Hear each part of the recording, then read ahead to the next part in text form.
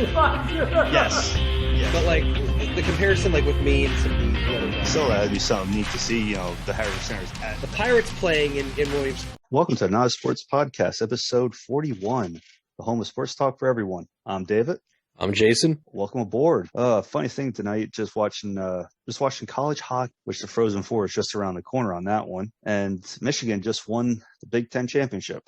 I know from the one group I'm in, the one group chat I'm in with admins for a Facebook group, the one guy's big. He's big into amateur wrestling, and he said that Penn State won the Big Ten in wrestling today. Nice. It was good to see local. Yeah. Local win the big time. Yeah, I just saw today Clark Giroux just got traded to the Florida Panthers. You were expecting that. I was expecting. Well, he was one of the ones on the list of people that were looking at him. Colorado was another one. And I think I saw St. Louis. But hey, Florida got him. But no, that was expected. Yeah. That was expected. So on to the first period. That was a good segue. Talking about trades and signings, and off we go into baseball with more trades and signings, and I know Florida, because we got spring training now. Yeah. So I just saw the Phillies won today during their spring training. Yeah, they'll be in first place for spring training games. Yeah, but then come regular season, we don't know how that's going to be. But yeah, baseball is back. Opening day has been moved. Not as bad as I expected. It went from the 31st to the 7th. So I'll take that. Still regular 162 games. Yeah. Because I expected to get opening day, if it was going to happen, to be pushed back further than just basically a week. No, we got really lucky with a week. Can't complain about that at all. No. Because from what I was reading with this, they expanded the playoffs to 12 teams instead of 10. They were trying for 14, but I guess they just kind of split it out. Yeah. The NL did adopt the designated hitter. It is what it is. It's always fun. I mean, in all honesty, if they didn't adopt the designated hitter, I don't think the Phils would have made the moves they made. So I can't hate on it too much. I just am a traditionalist and would have liked to have seen the NL keep the pitchers having at bats based on the strategy aspect of the game for when there is interleague play, when there is playoffs. But that's neither here nor there at this point. I enjoyed watching the pitchers hit because you never, how many times you see a pitcher hit a home run. It's rare, but it happens. Joe Blanton did it in the 2008 World Series. Need I say more? Some of these pitchers are really good hitters that you really don't expect. But it's like, oh, damn, there we are. I would say good is stretching it, but some of them are adequate hitters, yes. Hey, if they hit the ball, they get on base, they get an RBI out of it, it's a good hit. We'll go from there. They did raise the minimum salary from $700,000 to $780,000. And that was a big sticking point, was getting that minimum or that minimum salary raised. They wanted the lower end players to make more money. And I think that's great. Granted, they're making more than we make, but in the grand scheme of baseball, they're not making as much as some of their peers are making. Yeah, I think they're making a little more than us. just a smidge. Yeah. But good for them. Some other things, there's a 45-day window to impose rule changes. That begins in 2023. A 6-team draft lottery. That was a big thing with the players union because it curtails tanking. Basically, it would prevent teams like the Diamondbacks, like the O's, like the Pirates from fielding bad non-competitive teams for the sake of getting the best draft pick. It will eliminate that aspect. So if you want a good draft pick, it doesn't matter what your record is. Yeah, it's all a lottery. Again, like we discussed last episode, we need to have, I think it was last episode, the bottom team faces a minor league team Oh my God, that's a few episodes ago. Yeah, Is it? taking European soccer rules. I'm fine with that. I think that would make things very interesting. Hey, it's gonna. You want to take the chance of going down? Okay, sure. Tank. There you go. Um, Now the last few days have been very interesting with free agent signings and Uh, trades and everything Phillies and made a couple of anything. moves. The Phils made a couple of moves. A few teams made a couple of moves. The Cubs made a few moves. Um, the Braves made some moves. The Dodgers, of course, made moves. Padres made moves. This was a very busy, very short hot stove season we had this season, and I think it made for a more interesting hot stove season because it was so short with the lockout ending and spring training starting up so soon right after. Yeah, I mean, I was just happy to hear that it ended more than anything, just because, hey, we got baseball back. That was always the biggest thing because, well, who knows how long this would have went on. Right. I mean, one of the big ones was Seiya Suzuki signing a 5-year deal with the Cubs. He was the biggest international free agent. Obviously, Chris Bryant going to the Rockies of all teams on a 7-year no trade clause contract. I've seen some muttering online that he's signing that and finishing his career up there because he doesn't have an urge to try and win a championship. So that says a lot about the Rockies organization that guys are looking at that as the retirement home. Wow, that's something I've seen online. I'll just say that's that. like a kick in the crotch. Yeah, I'm going to go to Rockies just to retire, just because, well, I know they're not going to win a title, so I'm just going to go there. And dare I say that the biggest move of the offseason was the Braves not signing Freddie Freeman and letting him walk and go to the Dodgers. It kind of shocked me because I thought they were going to sign him. I thought they were going to sign him too, and they got Matt Olson 8 years. He's under what the Dodgers ended up paying for Freeman.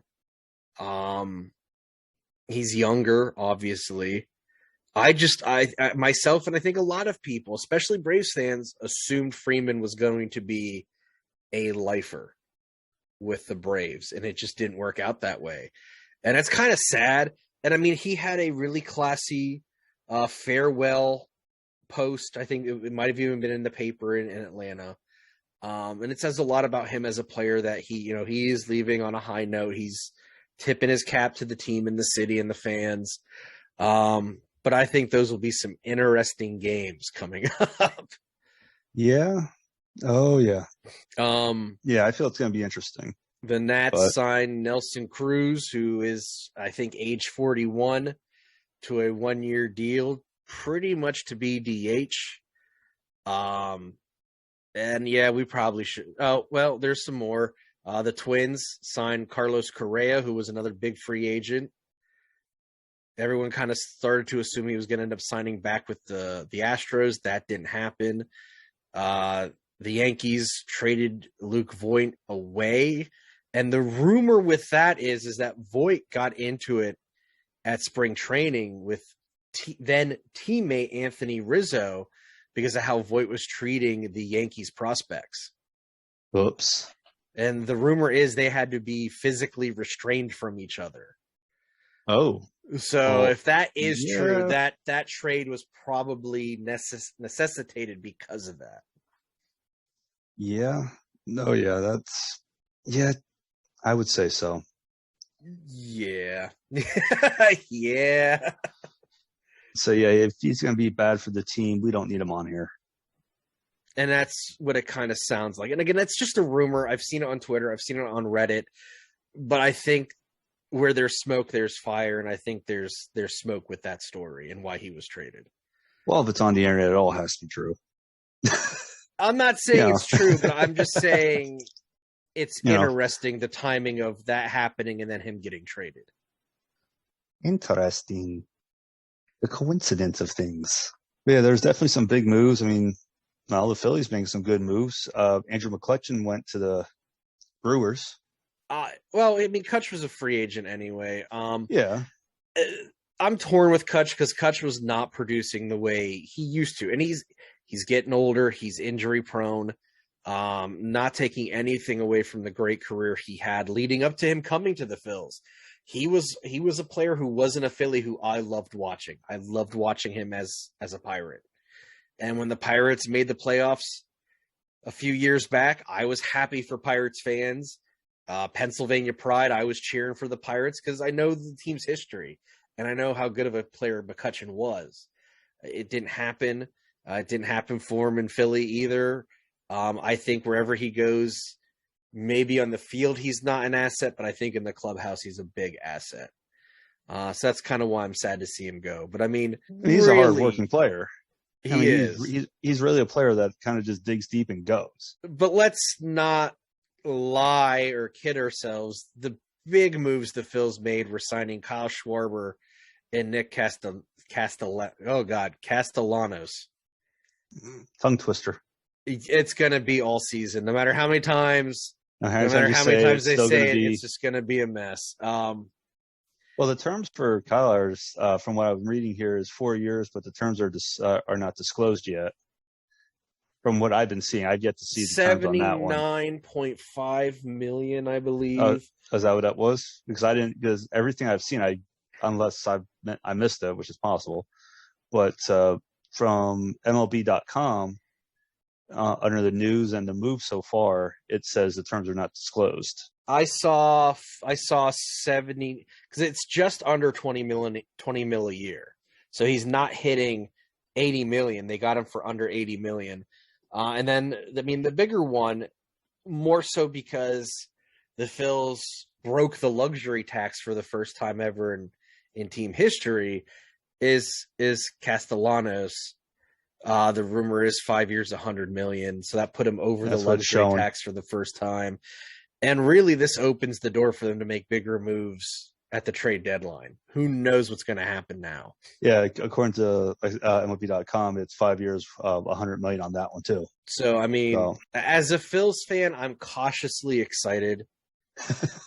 Well, you were texting me this morning. I don't want to get too overexcited. I don't want to get too hyped for it because I know this team. I know this current team. I know the team's franchise and their history and what I've lived with as a fan. But you are one of the few people who can legitimately vouch that I was saying in 2008 this team was going to win the World Series. Yeah, you were. Way before September and October. I was all in on the 2008 Phils. I have a hard time feeling that with this team because there's so many flaws. Yeah, you were saying that, I think, like right at spring training. Or something like that. It was actually. It was like right at the beginning. It was either spring training or right at the right at the very beginning of the season. I remember. I was sipping that sweet 2008 Phil's Kool-Aid. Let me tell you. Yeah, those were. Yeah. But I think there's potential on this team to be great. It's just everything needs to fall into place for this team to be great. Yeah, it does. It's going to be one of those things to where the chemistry has to be there. It's not even the chemistry. The defense has to get better. They still have, even with their additions, the defense is still going to be terrible. They have to almost out-hit their bad defense. And then you got to hope that the bullpen is better than what it's been. And what it's been has been pretty damn depressing. So, yeah. It's going to be an interesting season no matter what for the Phillies, just because of, and like you said, they got moves they can make right at the deadline if they need to. You never know. They could surprise us. I mean, ESPN is predicting that the Phil's projected top 4 hitters are going to be 4 of the best hitters in the league this year. Who knows? You know how baseball can be, where somebody baseball that just is a cruel mistress. That's what baseball is. a hitter they say could be the biggest prospect, the biggest hitter in the league, and all of a sudden it's like, what just happened? That's just the name of any sport, right? But yeah, no, I'm just glad we have baseball back. Oh yeah, me too. I'm excited. I'm really excited to see how things are going to be in the NL East when I go in July to see the Phils. Yeah, that's right. You do have those tickets. I thought they were going to roll over, so I'm pretty happy they aren't. Hey, can't beat that. At that point, it'd be the curse of the Hall of Fame club for me. That'd have been the second time I bought tickets, and they'd roll over to the next season. So, well, at least you don't got to worry about that. I don't.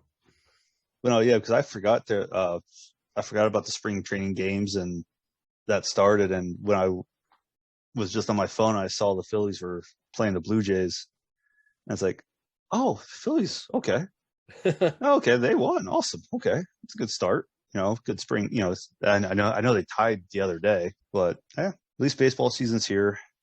I'm just curious to see how the playoffs are going to be like with adding that extra. I mean, if the Phils continue to play the way they've been, they'll make the playoffs. I mean, yeah, not how I want it, but I mean, I guess I have to take it as if that's what it is. Take it as you get it. I'd rather NL East champions than NL wild card, but yeah, but also that's probably a lot of other teams out there too saying like, hey, we got a better chance now. Those teams that the past few years have been right at the base, right underneath the wild card, like just barely not making the wild card. This gives, and plus also to me, this gives a better chance of seeing a more interesting World Series, like seeing that bottom team go. Yes and no. To me, and this is, I understand, how the NHL does their playoffs and how the NBA does their playoffs, and I get it. And that's, especially with the NHL, it's more historical. They've always kind of, as they've expanded their playoffs. For me, baseball hasn't ever really done that until the last 20 years. So there's, to me, this feeling of rewarding mediocrity, which is a big reason why, like, for me, I'm torn. If the Phils get in, that's great, but it's not as good as if they're the NL East champions. Okay, let me ask this now. Now, let me ask this now. They make it in at that bottom seed. Yes, it's a Cinderella story if they win the World Series. And they win. Now, how would you feel if they win then? Would you still feel the same being they just got in on a participation trophy? Or would it be like, yay? Like a full-blown I would be excited, but it would be better if they added another NL East pennant to the collection. Yeah, but I'm saying, like, what if they – I know. Oh, trust me, I know. Well, what if they do get that? What if that – Are you asking if I would try to be on Broad Street to watch the parade? Because I would definitely try to be at Broad Street to watch the parade after missing the 08 one because I didn't have time to leave from work. But to me, it would just be more sweeter if they were the NL East champs. It would be sweeter, but how would you feel though? Like being like, I would be excited, clearly. But clear though. But like you just said, you would love them to win the NL, but them getting in this way. I'm gonna take it as it is. Just basically take it as it comes and hope for the best. Yeah, pretty much that's all you can do. Exactly. I just know being like how in depth you are with the Phillies and how you want them to, because I know in how many previous discussions we've had with this, that you want the Phillies, of course, to win the NL, but them getting in this way, I know you were always saying you didn't like that. I don't, but I mean, if they get in, I got to accept that that's how they're getting in. And I think I'm not the only fan of a team, be it the Phillies or another team, who feels that way. There's a lot of us who we don't want to see baseball change just for the sake of change. Not so much for the sake of change or just making the game more TV friendly or making the game this or that. It's baseball works the way it is. If it's not broke, why fix it? Is kind of how a lot of people look at it. That's neither here nor there. Well, I think this will give, though, some teams more of a chance that are just barely at, like let's say the last few years that were barely at that cutoff. Right. Like they were just maybe a game or half a game back. That were just like, oh, now they get a chance. But yeah, baseball is back. for another 5 years of the CBA. So we'll take it. Yep. So that note, that'd be end of the first period. We'll be right back after a short message. For listeners of the Not Another Sports podcast, if you visit fansidea.com and use the code NASPOD, that's NASPOD, at checkout, you will get 10% off your order. Fansidea.com is the place to go for custom-made jerseys, hoodies, shirts, and other gear. The perfect product, perfectly stitched, sublimation, embroidery, 100% handmade, delivered on time. That's certainty, and it's their promise to you. Again, use the code NASPOD, NASPOD, at checkout for 10% off your order.